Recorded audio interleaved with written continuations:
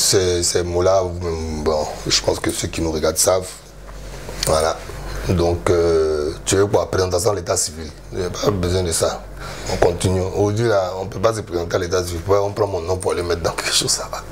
Mon actualité musicale, non, je n'ai pas d'actualité musicale en ce moment. On va peut-être reprendre parce que, vous savez, on a été affecté, les entreprises, en tout cas en Côte d'Ivoire, ont été affectées par le Covid. Et donc, nous, je me suis éloigné de la musique dans cette période-là pour garantir les emplois de mes collaborateurs. Donc, il fallait se battre plus. Donc, la musique, c'est ma passion. Mais bon, si je me consacre à ça, ça va être compliqué de me consacrer à l'entreprise. Donc, pas d'actualité musicale. Mais bon, au moins, on a pu sauvegarder tous les emplois qu'on avait ici, on a gardé nos mêmes équipes, voilà. Mais bon, il y a quelque chose qui arrive, on va faire sortir les choses. On va déjà tourner des clips, tout ça, mais bon, l'actualité musicale demande que tu sois sur le terrain aussi, que tu sois présent. Donc, certainement, avant mars, on va sortir un des titres qui sont déjà faits, quoi, qui sont sur l'album. Mola et Arafat, on était très proches. Donc, Mola et Arafat, on était très proches, oui. Et puis, on est resté. On est resté proches. Et pas des petits soucis. C'était mon petit, tout le monde sait. Il y avait beaucoup d'ego. Mais les Ivoiriens oublient vite, en fait, tu vois. Avant, on m'accusait de tout lui donner, de tout lui céder, tout ça. Donc c'était beaucoup plus complexe. On était dans une histoire de famille. Tu sais, quand c'est dans une histoire de famille, il y a des choses, je ne peux pas tout dire aussi parce que je suis toujours du côté de la famille, je protège la famille. Mais bon, il était de mon devoir de fixer certaines règles par rapport à certaines conduites qu'il avait. C'était quelqu'un d'adorable, très gentil. Il était gamé, comme on le dit chez nous ici. Donc, c'était quelqu'un qui prenait des décisions et qui voulait aller au bout de ses idées, même si des fois il se trompait. On se trompe tous, on est tous des hommes. Et donc, voilà, c'est là que venaient nos histoires. Quand je disais que ce direct-là, tu ne devais pas faire ce genre de direct, et il faisait quand même, ou bien après le direct, on s'engueulait un peu. Bon, voilà. C'était des histoires comme ça, mais pas des... Ça n'allait jamais très loin. La veille de son départ, malheureusement, il était avec mes enfants. Il est venu les chercher. Voilà. C'était le tonton. Malgré tout, on avait de la communication, quoi. Et c'est clair que le dernier moment, c'est moi. J'étais très fâché à cause de certains directs parce qu'il donnait beaucoup de considération. Je trouvais qu'il donnait trop de considération à Ariel à l'époque. Je trouvais qu'il était trop gamé sur une question d'Ariel. Alors que tu veux dire que Ariel, même quand tu le mets là, il sait que lui et puis à la fin, c'était pas le même niveau, tu vois. Mais je trouvais qu'il lui accordait trop de temps, trop de considération et c'était un truc. Et c'est quelqu'un qui aime les gens profondément. Donc, c'est-à-dire, il va aller jusqu'à se poser des questions pour dire que, donc, tu soutiens Ariel aujourd'hui et puis tu me laisses. C'est quelqu'un qui était dans l'affection, c'est-à-dire dans l'affection, dans l'amour. Donc, il va penser que tu le laisses pour quelqu'un, alors que c'est pas possible. C'est pas possible. Moi, Ariel, je l'ai connu, il a été mon musicien sur mon concert il y a 10 ans. Le même concert où Arafat est venu chanter. Ariel et Arafat, à plusieurs reprises, j'ai essayé de recouler les morceaux chez moi-même, tout ça. Et il y a quelque chose, par exemple, les Ivoiriens ne savent pas. Avant qu'on fasse le concert d'Ariel, Didier lui-même, on s'est vu devant Chico Lacoste. Et puis, j'ai dit à Didier, maintenant, qu'à d'ici, il ne va pas se fâcher s'il fait le concert. Parce que lui, moi, devait organiser le concert. Je vais faire le concert d'Ariel, il est d'accord. Il dit, il est d'accord, mais vieux, il ne faut pas me mettre dans la promo. Je suis d'accord, il faut faire son concert. Donc, tu vois, c'était des choses comme ça. Mais en même temps, tu sais, quand il y a des polémiques qui viennent, bon, il y en a qui profitent toujours des moments où ils pensent que tu es très bas. Et bon, puis bon, après on ne répond pas à tout, hein. Tu sais, tu ne réponds pas à tout parce que quand tu es affecté par la perte de quelqu'un, tu n'as pas de force. Maintenant, c'est les lâches qui profitent de ce moment-là pour essayer de t'attaquer. Voilà. En gros, c'est ça. Il y avait des vrais problèmes où le grand frère disait que non, stop, tu arrêtes ça, tu ne fais pas ça. Tu fais pas parce que tout le monde sait que c'est avec moi qui parlait le plus. Voilà. Quand il veut prendre des décisions stratégiques sur quoi que ce soit, tout le monde le sait. Et puis ça, c'est depuis la nuit des temps. Voilà. Et près de 2 ans après son décès, on remarque que le coupé décalé est en baisse. Pour moi, le coupé décalé n'est pas en baisse. Déjà, quand tu dis qu'un mouvement est en baisse, c'est qu'il n'est plus diffusé, il n'a plus de plateforme, tout ça. Je veux dire, tous les coins de vie, tous les coins, on joue toujours coupé décalé, les gens coupé décalé vont chanter à l'internet, tout ça. Maintenant, après, il y a quelque chose que vous devez comprendre. Autant Arafat, il faisait ses clashs, autant il était très proche de ses collaborateurs. C'est comme tu perds quelqu'un dans ta famille, puis le lendemain, tu t'en affecté. Les artistes coupés décalés sont affectés. Et on sait qu'on a perdu une légende. Donc, à partir du moment où on a perdu une légende, là, ils ne peuvent pas être aussi productifs que ça. Ils ont perdu un membre de leur famille qui avait de l'influence, qui parlait beaucoup, qui motivait les autres en faisant des clashs. Des fois, on savait que c'était préparé, des fois, c'était pas préparé, mais qui les motivait. Donc, accepter que les gens fassent leur deuil. Et puis, maintenant, dit aussi, c'est une insulte pour Mix, pour Beno, pour Kérosène qui sort des titres, que Baby Philippe sort des œuvres. Les gars, ils dépassent chaque fois leur million de vues. C'est pas la question. Quand vous dites que 2 ans après, le coupé décalé en baisse, non, c'est faux. Il faut le couper. Certains artistes sont en baisse, c'est comme ça la vie, ça monte, ça descend. Mais il faut savoir qu'il y a eu le même traumatisme. Pour ceux qui sont un peu plus âgés, quand on a perdu Stéphane, c'était la même chose. C'est-à-dire que pendant 2 ans, c'était bizarre. Quand on a perdu, quand tu perds une icône, d'un genre musical, tout le monde est affecté, c'est comme ça. Tu vas prendre les Américains, ils ont perdu Tupac, on ne savait plus qui chantait. Ils ont perdu notre B.I.G., on ne sait plus qui chantait, on dit c'est en baisse. Le plus important, c'est de dire maintenant c'est en baisse. Avant, tu sais, c'est marrant, quand on lançait le coupé décalé en Côte d'Ivoire, en 2002, il y a 19 ans, chaque an, on nous disait que c'est un mouvement qui ne va pas durer, c'est fini. Bon, aujourd'hui, ça fait 19 ans. L'an prochain, on va fêter nos 20 ans. Mais on sera en forme. On sait que l'année prochaine, c'est notre année. On va fêter nos 20 ans d'existence. Et puis, on est le seul mouvement musical de Côte d'Ivoire qui est repris partout. Notre mouvement n'est pas exporté d'un autre pays pour venir s'imposer. Voilà. Donc, voilà. On sait que la Jet Set n'est plus ce qu'elle était avant depuis la mort de Douk Saga. Oui, mais bon, il faut que les Ivoiriens commencent à comprendre. La Jet Set, c'était quoi? C'est un groupe d'amis. À un moment donné, qui se mettent ensemble. Et puis, on est vraiment des amis. Hein. Les histoires de grade, l'autre est président, l'autre est vice-président, et l'autre est ministre de temps. Moi, j'étais premier ministre de ça. Il faut savoir que c'était beaucoup d'amusement. On a préparé ça pour un moment donné, à une période donnée. Aujourd'hui, il faut que les Ivoiriens comprennent. Tu peux naître avec ton ami. Tout le monde ne marche pas avec ses amis d'enfance. On a pris des chemins différents. Je m'entends plus avec certaines personnes qu'avec d'autres dans le groupe, ce qui est le cas. Et puis, c'est comme ça dans le groupe aussi, il y en a qui s'attendent plus avec moi qu'avec d'autres, ainsi de suite. Donc on a grandi, on a pris des chemins différents, on est des pères de famille, on n'est plus à l'époque de... Il faut enlever 19 ans dans notre âge. Tu imagines 19 ans, c'est l'âge de quelqu'un qui va suivre cette vidéo-là. Donc, on était dans l'euphorie, tout ça. Après, chacun prend un chemin différent. Moi, j'ai décidé de venir m'installer ici. D'autres sont restés là-bas, d'autres ont monté les entreprises. Tu vois, Borossan, en dehors de la musique, il a ses entreprises de construction. Bedel, il a ses entreprises de livraison. Je veux dire, c'est devenu autre chose. Pour nous voir tous ensemble en même temps, il faut qu'il y ait vraiment un programme. Mais je souhaite de tout cœur que pour les 20 ans, l'an prochain, que je me retrouve avec mes amis et qu'on marque le coup, quoi. C'est-à-dire, c'est clair qu'il y a des dissensions entre nous, mais nous, ce n'est pas les dissensions d'enfants. Je veux dire, on ne va pas se voir sur un site, vous n'allez pas nous voir nous insulter, tout ça, parce que nos enfants se connaissent quand même. Tu vois, on a grandi dans un environnement différent, on est assez intelligent pour prendre du recul, on a moins de contacts. Mais, bon, il y a des groupes qui sont là, on se parle, hein, on se parle, voilà. Donc, ce qui n'a pas marché, c'est qu'on a grandi naturellement et puis chacun a pris son chemin. Voilà. Parlons des prix, les artistes se plaignent à chaque édition. Non, je suis désolé, les artistes ne se plaignent pas à chaque édition.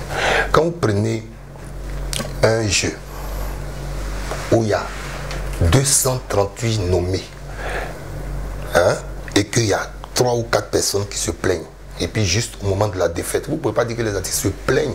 C'est-à-dire qu'il ne faut pas banaliser l'activité.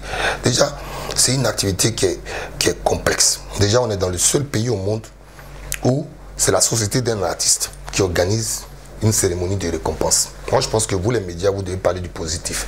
Il n'y a personne qui vient honorer les Gou, tous les anciens qu'on a honorés, là, Aïcha Koné, les trucs comme ça. Ça, il faut mettre l'accent dessus parce qu'on les honore, ils sont très fiers de recevoir ce trophée-là. Les artistes qui gagnent, ils gagnent en notoriété, en visibilité. On a fait 5 ans. 5 ans, vous êtes une page partenaire, vous avez vu l'évolution petit à petit, le temps que ça nous a pris. Il faut rappeler à tout le monde qu'on n'est pas subventionné. Au cours derrière les partenaires, on a commencé à travailler dessus. Maintenant, en ce qui concerne les critères de sélection, les critères de sélection ne sont pas de Mola. Mola n'est pas assis dans son bureau en train de faire des critères de sélection. Moi, je m'occupe du côté commercial. Moi, je cherche des sponsors qui adhèrent à l'idée, qui viennent sur l'activité pour qu'on puisse mener l'activité à bien, à bon terme, pour que l'activité finisse clairement. Tu prends la salle. Pourquoi souvent on ne dit pas qu'on fait 2 jours de festival gratuit? Au début même c'était 3 jours, on ne peut plus supporter. Il faut compter le nombre d'emplois indirects concrets. On a 2000 personnes pratiquement qui viennent travailler, les jeunes qu'on embauche après, ceux qui placent les barrières, qui mettent les trucs. Il faut parler du positif, de ce que ça crée. Les 70 artistes qui viennent jouer, ils viennent jouer, mais ils sont payés. Il faut que les gens arrêtent de dire que non, les gens se payent. Donc on finit de payer ça, on va faire une cérémonie, on prend une salle, la salle la plus chère de Côte d'Ivoire. Tout le monde connaît le prix, hein? C'est dans la quinzaine de millions. Voilà, et on prend la salle, on prend des caméras, on fait la décoration, on fait tout ça. C'est-à-dire que si vous ne savez pas, si les Ivoiriens ne savent pas, on préfinance. Les sponsors ne te donnent pas tout l'argent pour faire ton activité. Tu préfinances, tu positionnes ton activité, tu vois. On n'a pas de subvention d'État. D'accord. Mais dans toute compétition, il y a toujours un perdant. Et il faut que les artistes comprennent. C'est-à-dire, il n'y a pas d'ego. Moi, je ne suis pas dans cette logique-là. Je suis mieux que lui. À partir du moment où vous êtes tous dans la même catégorie, c'est que vous avez le même niveau. Celui qui joue au jeu, c'est un jeu qui est déposé au ministère du Commerce. Nous, on n'a pas d'antenne comme notre partenaire MTN, on n'a pas d'antenne pour venir savoir qui a envoyé les SMS. Nous, on reçoit les résultats, on transmet les résultats. Le site internet, il est perpétuellement attaqué. Je vais vous amener un fichier après l'interview, pendant que je suis en train de parler là, que vous voyez le nombre d'attaques. Vous avez 1 million d'attaques. Donc on mise encore dans la sécurité du site internet pour éviter qu'il y ait des piratages, tout ça. Mais les artistes connaissent les règles du jeu. Dès le lancement, on explique que SMS, vote, et puis maintenant on a fait que le niveau du jury est beaucoup plus élevé maintenant. Donc les jurys viennent. Vous n'avez pas remarqué qu'au fil des années, quand un artiste même dit directement qu'il ne participe pas, on le retire. Ce n'est pas par ego ou par méchanceté. On veut garder l'éthique de notre activité. Pour l'instant, tous les étrangers, tu vois, Fali c'est un frère avec qui je parle très régulièrement. Je dis, mais il n'a jamais gagné les prix Mudes. Pourtant, il a posté nos affiches, tout ça. Il n'a pas fait de scandale. Je vous prends un exemple simple. Oudi Premier, c'est un de mes frères. Il était là dans la catégorie meilleur artiste d'Afrique de l'Ouest. Il était dans la salle. Ibawa n'était pas dans la salle. Il a fait son déplacement de Guinée pour venir. Si j'étais dans les codes des anciens gens qui organisaient les awards, j'avais dit que comme Oudi est là, je prends un trophée, je lui donne. Mais dans les critères, il n'a pas gagné. Donc même si c'est mon ami, je ne peux pas lui donner. Et je ne vais pas changer. Je ne vais pas changer parce que les gens doivent savoir que s'il y a tricherie ou il y a tentative de corruption, tous mes partenaires, non seulement ils arrêtent. L'argent qu'ils ont donné pour faire l'activité, je vais payer ça 3 fois. Je vais être victime d'un procès. Et puis sans compter les buzz qu'il y aura sur Facebook, sans compter les injures. Et puis ça va porter atteinte à l'intégrité de mon entreprise. Donc, quand quelqu'un a perdu, il a perdu. Je prends le cas de Obama, c'est quelqu'un que j'aime bien. Mais Poséidon, on s'en va quand on a regardé les critères, sans vouloir attaquer le petit, je l'aime bien, il vient me saluer ici, tout ça. Mais mon frère, il a 6 SMS. Il a 6 SMS, ça fait 600 francs. Et bon, il y en a qui sont en train de rêver là-bas pour dire que les SMS, on reçoit 600 francs. Bon, je ne sais pas si mon partenaire va accepter, mais on n'a même pas 20% des 100 francs en tant que société. Je dis, j'espère que je n'ai pas donné le pourcentage fixe, mais on n'a pas 20% des 100 francs qui sont donnés. Il y a des sociétés qui mettent le mécanisme en place. Je dis, il faut que les gens arrêtent de surévaluer le truc. Nous, on l'a fait pour la culture. On espère qu'on va être rentable cette année, avoir plus de sponsors, mais l'activité n'est pas rentable. Elle n'a jamais été rentable. Si vous voyez au lancement les kits qu'on donne, les sacs, on donne nous-mêmes des téléphones. Il faut que le public sache ça. On donne des téléphones, on met les trucs à disposition. Le jour qu'ils viennent faire les festivals, on met des loges, des tentes, des médecins pour prendre leur truc. La salle de cérémonie, on doit prendre ça 2 jours avant pour installer tout. Ils ne savent pas comment on pleure. Donc, vraiment, si 3-4 personnes s'énervent, 10 personnes s'énervent, 20 personnes, quand je te dis 300 nommés, 250 à 300 nommés, il n'est pas venu me pleurer parce que 3 ou 4 personnes ont perdu. Nous, on a fini l'activité. Et pourquoi, d'après vous, nos partenaires restent? C'est parce qu'on travaille. Ils sont là, ils suivent tout. Et puis tu ne peux pas, il faut que les gens comprennent, hein, c'est des contrats de 50 pages. On ne se lève pas comme ça pour faire une activité. Il y a des règles dedans et les règles doivent être respectées. Les délais, les trucs sécuritaires, tout ça. Voilà. Il ne faut pas qu'ils voient ça comme un truc, tu viens, tu prends baf, tu déposes, ça y est, c'est fini. Il y a des critères clairs, nets et précis. Et si ce n'est pas respecté, l'activité n'a pas lieu. Voilà. En 2021, je vais faire une grande ouverture. On va faire une grande ouverture publique. On a commencé à travailler là-dessus. Le public, les gens, même le citoyen lambda pourra participer, mais à condition qu'ils viennent saper. On veut faire quelque chose d'exceptionnel. On veut faire quelque chose d'exceptionnel, surtout pour la cérémonie. Je veux garder. Pour le festival, on est en train de discuter. Ça s'est très très bien passé à Bobo. Ça s'est très bien passé aussi à Kumasi. Ça s'est très bien passé à Yopougon. Donc on est en train de voir. Malheureusement pour nos fans qui disent qu'ils veulent voir les artistes du festival, à l'intérieur, on n'est pas encore, on n'aura pas les moyens nécessaires par rapport à toute notre logistique là pour faire l'intérieur cette année. Mais bon, on souhaite le faire pour l'édition 7. Là, on est dans l'édition 6 et il y a beaucoup de nouveautés. La cérémonie va être rythmée autrement. Et puis bon, attendez-vous à ce que nos frères internationaux là viennent participer. Je pense qu'il y a une nouveauté aussi, on aura la musique anglophone aussi qui va rentrer dedans avec les autres stars du continent. Voilà. Bon, concernant l'affaire Bébé Sans Os, sans entrer dans les détails qui relèvent du privé, il a effectivement été arrêté, c'est confirmé. Aujourd'hui, on sait exactement où il a arrêté, on sait ce qu'il faut. Il y a une inconnue dedans qu'on est en train de gérer. Et si ça c'est géré côté financier, on va le régler et puis on va régler ça, il va partir. Mais c'est pratiquement en bonne voie. On parle avec son équipe, et à son manager là qui suit le truc. On l'a fréquemment au téléphone. On attend juste qu'on nous dise que voici le montant définitif, puisque les jours passent et puis le montant évolue. Ce n'est pas une question d'argent. Il y a un autre petit souci avant. Et puis bon, après il va rester le côté financier. Et puis le côté financier, Dieu est grand. On va pouvoir gérer ça. Malheureusement, ceux qui ont été envoyés, et il n'est pas arrêté à Dubaï, il est à Abu Dhabi, malheureusement ceux qui ont été envoyés n'ont pas pu le voir, mais on a une confirmation quand même de la police qu'il est sur place. Donc c'est le moment, ceux qui veulent aider, ils peuvent aider aussi. Voilà. Et bon, mais pour l'instant, ça avance. Voilà. Comme quand une affaire n'est pas totalement réglée, on ne peut pas tout dire. C'est un peu compliqué. Voilà. Tenez-vous-en au motif qui a été annoncé, c'est net. Moi, Ziba, Bamba, Missara et puis Vital, vous allez me faire vos questions là. Voilà, vos motifs là, allez gérer ça. Et ceux qui vont dire que voilà, le vieux est venu parler des deux filles là encore ici. Ouais, bon. Allez. Parlons de Club, elle s'est convertie. Mais moi je trouve que c'est très bien. Et puis bon voilà, Club Aïe, pour le peu que je connais d'elle, en tout cas c'est une fille de conviction. Et quand elle est partie, il y en a qui rigolaient, qui disent que je ne pense pas que quelqu'un qui soit aussi connu, qui soit au sommet de sa notoriété puisse dire que je change comme ça de bord sans changer. Et puis elle a décidé de partir pour aller prier, pour aller glorifier le nom de Dieu. Mais tu ne peux que lui dire félicitations. Il n'y a que les sorciers qui peuvent l'insulter ou lui en vouloir pour ça. Maintenant après, il faut arrêter de croire. Dans cette musique-là aussi, il y a de la concurrence. Donc, elle va s'armer de courage. Et puis, elle va faire passer son message d'une manière différente. L'essentiel, c'est qu'elle arrive à trouver l'équilibre qu'elle voulait, l'équilibre spirituel. C'est le plus important. Donc, le seul truc que je peux lui dire, que les gens continuent les critiques, il faut suivre ta voix. Hein. Et puis, en plus, c'est la voix de Dieu. Tu dis que tu veux suivre. Donc, tu suis. Et puis, moi, je l'encourage. Voilà, à ça. Elle a déclaré que les artistes féminins sont des prostituées. Bon, je ne sais pas, moi, il n'est pas encore payé un artiste féminin pour avoir des rapports avec elle. Bon, elle a déclaré qu'elle a déclaré. Il faut demander ça aux artistes féminins. Vous les interviewez, pourquoi vous ne les demandez pas? Quand tu as interviewé Bamba Missara, tu l'as demandé si elle est prostituée. Tu avais peur d'elle. Pour interviewer Vital, tu vas les demander, elles vont te répondre. Donc, je pense pas. Je pense que quand même, il y a des propositions indécentes. Je pense sensiblement. Et puis ce n'est pas un cas spécifique à la Côte d'Ivoire. Les femmes sont victimes de ça. Il y a des artistes féminines aussi qui m'en ont parlé. Voilà, je dis.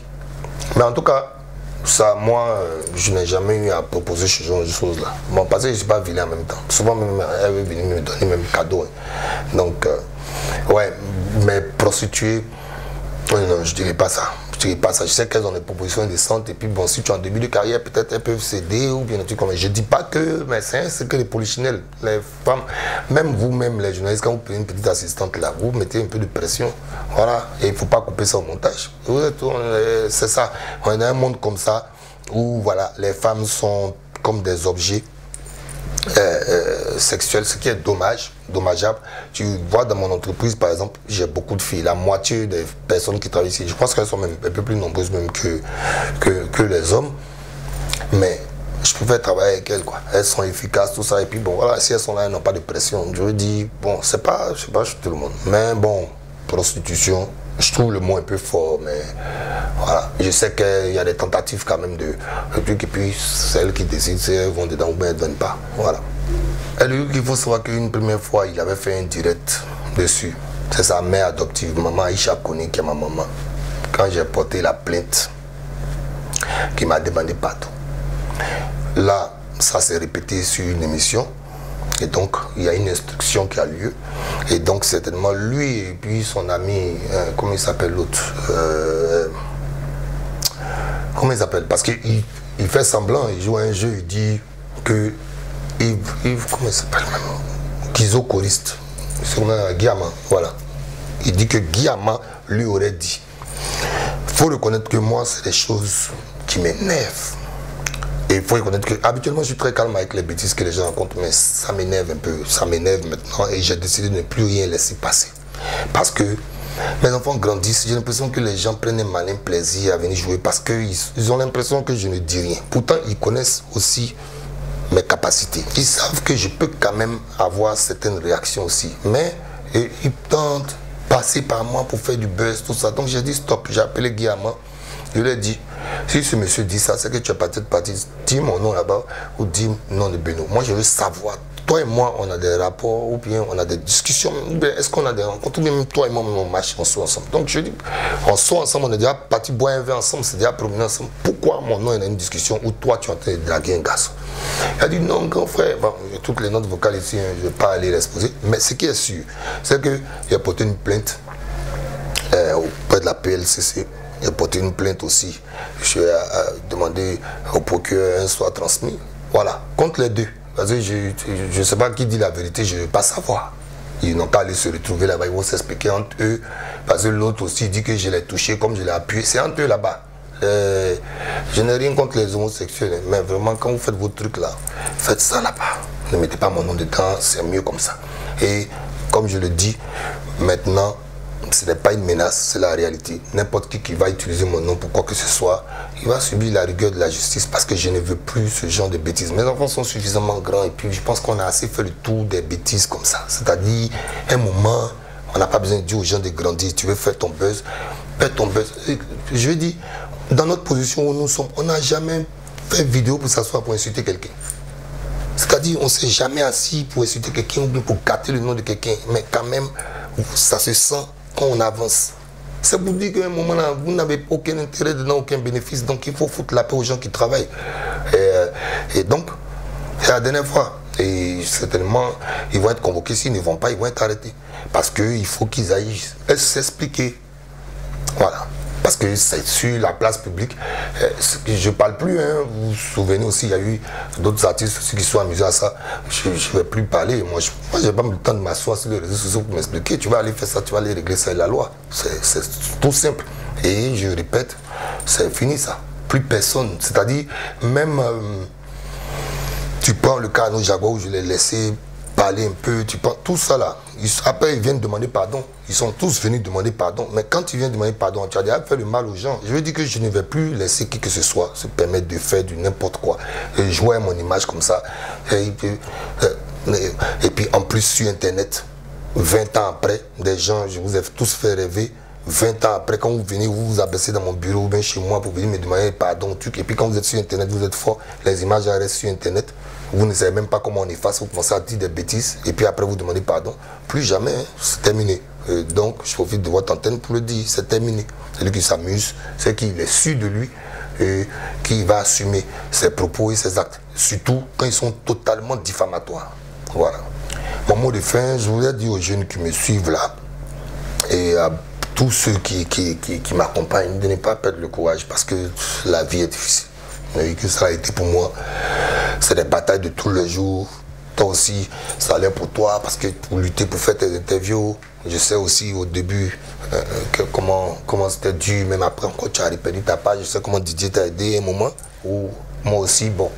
Mais je veux dire, on est dans la continuité, on doit s'entraider, on doit continuer à lutter et puis il ne faut pas que les gars désespèrent, quoi. Il ne faut pas qu'ils abandonnent. On est dans une situation compliquée dans un pays aussi où quand même ça va, mais ça ne va pas chez tout le monde. Mais il ne faut pas baisser les bras. Moi je dis toujours aux gens de ne pas baisser les bras. La situation d'hier n'était pas celle d'aujourd'hui et la situation de demain je ne sais pas, mais au moins je sais que toutes les étapes, tous les échecs m'ont servi de leçon. Donc un échec, ça va être une leçon, pas une raison pour abandonner. Donc que Dieu garde tout le monde et puis qu'il y ait la paix dans notre pays pour qu'on puisse travailler.